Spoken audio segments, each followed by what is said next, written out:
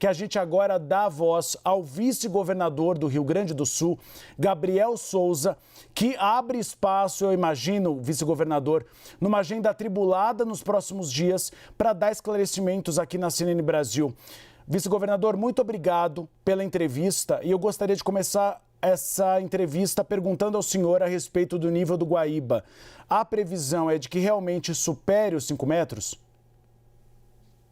Olá, Uribe. Olá a todos os telespectadores da CNN. Sim, ele deve passar dos 5 metros e deve acontecer algo que chegue no ápice, não é, dessa subida do Guaíba ainda entre terça e quarta-feira. Por quê? Porque o Guaíba ele recebe águas das nascentes dos rios que estão na Serra Gaúcha e também no litoral norte. Então são vários os rios que escoam as suas águas em direção ao Guaíba. Como essas águas que estão acontecendo lá, chuvas que estão acontecendo lá vão acabar sobrecarregando aqueles rios, essas águas vão se movendo para o lado do Guaíba durante os próximos dias, fazendo com que certamente nos próximos dias nós vamos ter a cidade de Porto Alegre, a grande Porto Alegre, tão inundada quanto estivemos com elas inundadas nos últimos dias. Ou seja, as pessoas não podem voltar para suas casas ainda, infelizmente, não é? A gente sabe todo o desconforto que é ficar muitas vezes em abrigos públicos ou casas de terceiros, como parentes e amigos, mas infelizmente essa situação deve se perdurar por mais alguns dias, porque do contrário vamos colocar a vida das pessoas em risco. E aquelas pessoas que eu noto ali na reportagem, que vocês também identificaram, que há muitas delas que não querem sair das suas casas, se recusam a sair das suas casas, nossa orientação é que assim que possível saiam das casas, assim que vier algum resgate, buscá-las e oferecer ajuda, saiam das suas casas, porque a situação é tão dramática que nós não sabemos exatamente até onde ela pode ir. Lugares onde nunca a água alcançou, desde as cheias que tivemos durante as últimas décadas, agora, nessa situação extraordinária que estamos vivendo, a água pode alcançar. Então, não desafie a força das águas. Saia de casa, atenda as orientações da Defesa Civil, das prefeituras municipais, do governo do estado, porque é muito melhor prevenir, não é, do que remediar. Depois, se é que será possível, não é, remediar numa situação que, inclusive, está colocando as vidas em risco. Já perdemos 143 pessoas confirmadamente, há 131 pessoas desaparecidas, números esses que podem aumentar, infelizmente, porque nós não temos ainda acesso a todas as informações chegam muitas vezes desencontradas, e há muitas pessoas que podem estar desaparecidas que nem mesmo na lista estão ainda, em virtude da impossibilidade de poder ter acesso a essa informação de que ela não foi localizada. Então a gente pede imensamente, né, que os gaúchos e as gaúchas dessas cidades da grande Porto Alegre, do Vale dos Sinos, Vale do Caí, Vale do Taquari e próximos ao Rio Jacuí, principalmente, saiam das zonas de risco, que são zonas próximas aos rios. E também aqueles gaúchos que moram perto de encostas. Nós estamos tendo, neste momento, durante o dia de hoje, muitos deslizamentos. A cidade de Gramado, por exemplo, que é conhecida nacionalmente por ser um polo turístico, está tendo muitos deslizamentos. Essas zonas de encosta, pelo fato da vegetação, do solo estar muito úmido, de tanta carga de chuva nos últimos dias, em especial nas últimas horas, favorece a movimentação de massas. E isso faz com que tenhamos risco real de ter deslizamentos próximos a residências. Então, se você mora ou próximo de uma encosta, isso também é zona de risco, mesmo que nunca houve nenhum episódio parecido na região onde você reside. E nesse momento de dispersão de fake news, né, vice-governador, é importante reafirmar que as pessoas têm de acreditar nas autoridades.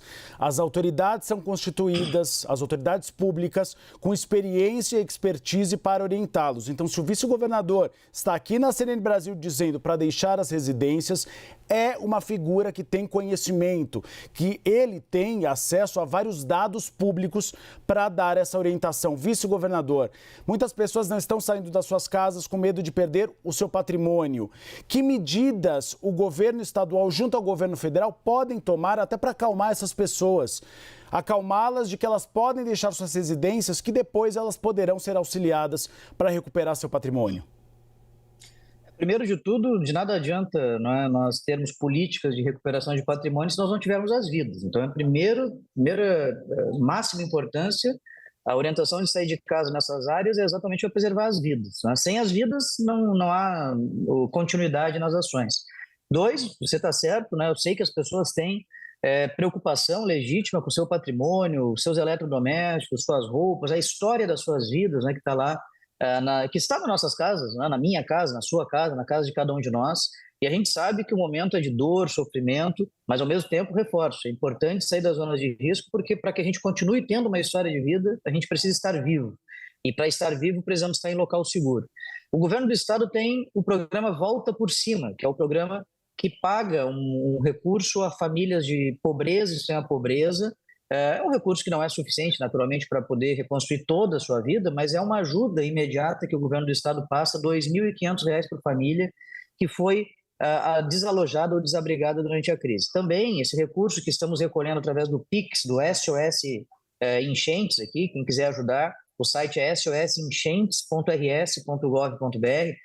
Essa conta não é uma conta do governo, é uma conta privada de uma associação de bancos públicos que o governo ajuda a coordenar junto com o Sistema S, a FEComércio, a Federação das Indústrias, o Lions Club, o Rotary Club, a CUFA, Central Única de Favelas, entre outras entidades renomadas e sérias do Brasil, que fazem a gestão desse recurso. Nós vamos usar uma parte desse recurso, nós já passamos de R$ 90 milhões de arrecadação desse PIX, que é o PIX oficial do Estado, para passar R$ 2.000 também por família atingida, já começando agora, onde em alguns lugares a água já baixou.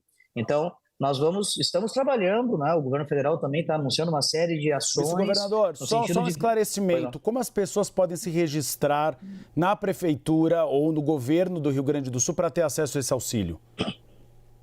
Então, uma boa pergunta, Uribe, porque a gente quer que as pessoas que quiserem doar, nós temos só agradecimento ao jeito que elas acharem para doar, para ajudar.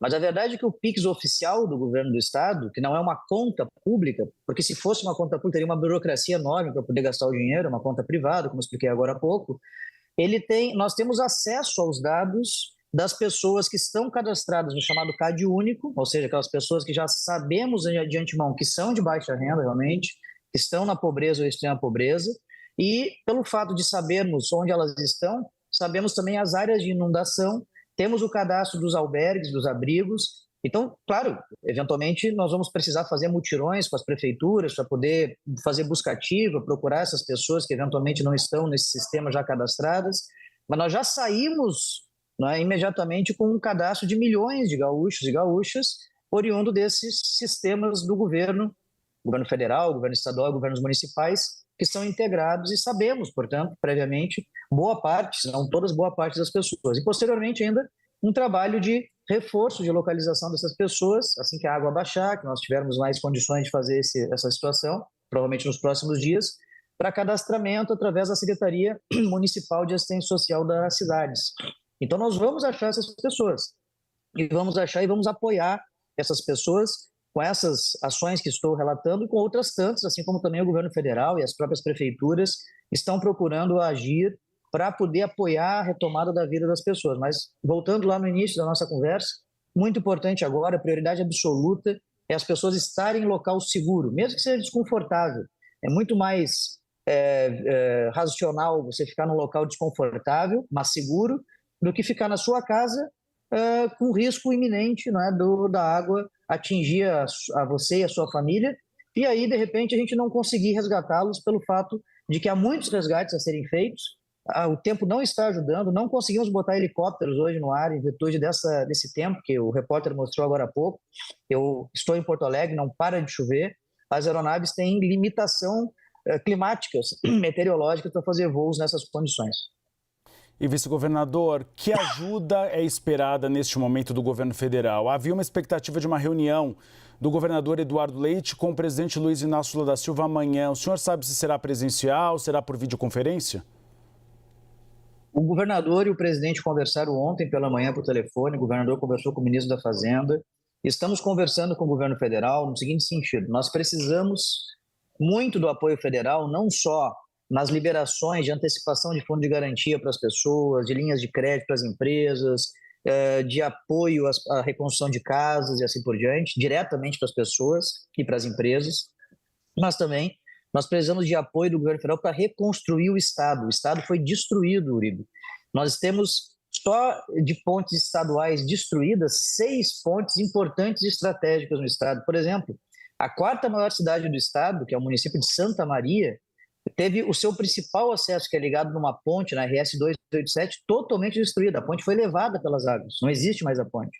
Então, nós temos pontes, viadutos, estradas, rodovias duplicadas, destruídas, além das estradas municipais do interior, que são importantes para a nossa produção, para acesso a comunidades.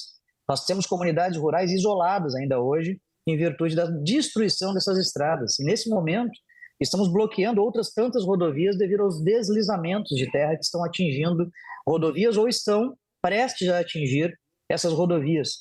Então, nós precisamos muito de recursos, de 2 formas. Uma, com recursos diretos, de transferências da União ao Estado e aos municípios, e 2, de uma recomposição da dívida do Estado com a União, porque nós somos o Estado, embora sejamos a 4ª economia do Brasil, somos o Estado com maior dívida per capita. Se nós pegarmos os 27 estados e dividir a dívida de cada um deles com a União versus a população, nós vamos ter o Rio Grande do Sul liderando, infelizmente, esse ranking de estado mais endividado per capita. Ou seja, boa parte do nosso dinheiro, dinheiro que é arrecadado dos impostos, vai para pagar dívida com a União, déficit previdenciário, precatórios e assim por diante. E nós temos pouca capacidade de resposta com recursos próprios. Então, o que estamos falando com a União, liderados pelo governador Eduardo Leite, é no sentido da União ter um alívio, viabilizar um alívio para o Estado, poder utilizar esses recursos, que ao invés de pagar dívida para o governo federal, nós usemos esses recursos, que neste ano contabilizarão 3 bilhões de reais, ano que vem 4 bilhões de reais, em obras de infraestrutura. São mais de 700 escolas atingidas, sendo que 400 delas danificadas em algum grau, no sentido de destruição das escolas pelas enchentes, hospitais com problema, rodovias, como falei, quartéis da Brigada Militar, delegacias de polícia. Os equipamentos públicos do Estado foram severamente danificados. Nós precisamos de recursos, tanto oriundos de transferências da União, quanto recursos próprios, a fim de poder recuperar o Estado e voltar à normalidade na vida das pessoas. As pessoas sofrem com o episódio e não podem continuar sofrendo todos os dias seguintes com o mesmo episódio, só que de maneira continuada, pelo que a escola não está funcionando, porque o hospital não está atendendo, porque a cidade está sem acesso devido à destruição da infraestrutura. Até porque a economia também foi bastante abalada. A gente está falando do estado que produz 70% do arroz nacional e os campos foram completamente encharcados, mortes de animais, o PIB deve ser negativo, provavelmente do Rio Grande do Sul neste ano por causa dessa tragédia. Vice-governador, o que o governador Eduardo Leite tem defendido é que você tem um congelamento da dívida por 2 anos e depois uma retomada escalonada da cobrança. Nessa conversa que o governador teve com o presidente Lula, o senhor teve a informação se o governo federal fez algum aceno aceitando essa proposta? Nós estamos com uma boa expectativa de que consigamos avançar nos próximos dias com medidas concretas do governo federal no sentido de viabilizar este acordo, digamos assim, pela reconstrução do Estado.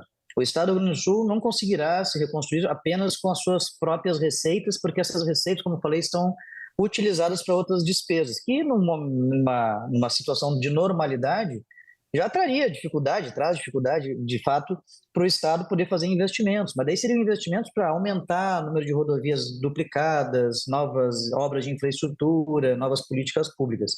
Nós estamos falando agora de uma situação totalmente diferente, é a reconstrução da 4ª maior economia, do Estado que tem a 4ª maior economia do Brasil. Quer dizer, aqui moram 11 milhões de brasileiros, né, que são os gaúchos e as gaúchas. Esse estado tem um PIB de quase 650 bilhões de reais por ano, um dos maiores parques industriais do país, um celeiro da produção rural, um dos maiores produtores de proteína animal do país, uma das maiores bacias leiteiras do Brasil.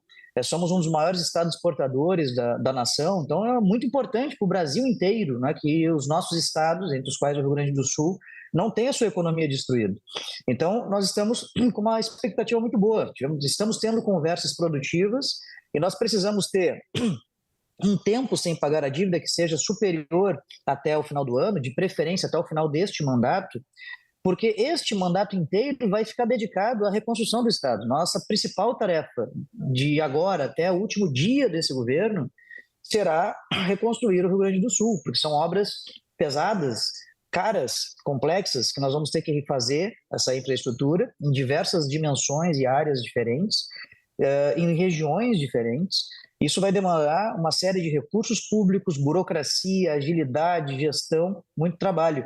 Então, não podemos ficar sem ter condições de planejar o resto desse mandato. Precisamos ter um mandato, o que resta desse mandato, que são 2 anos e 7 meses aproximadamente, totalmente dedicados a reconstruir o Estado. Não só o governador Eduardo Leite, o vice-governador, toda a nossa equipe, mas também o próprio governo federal e os municípios.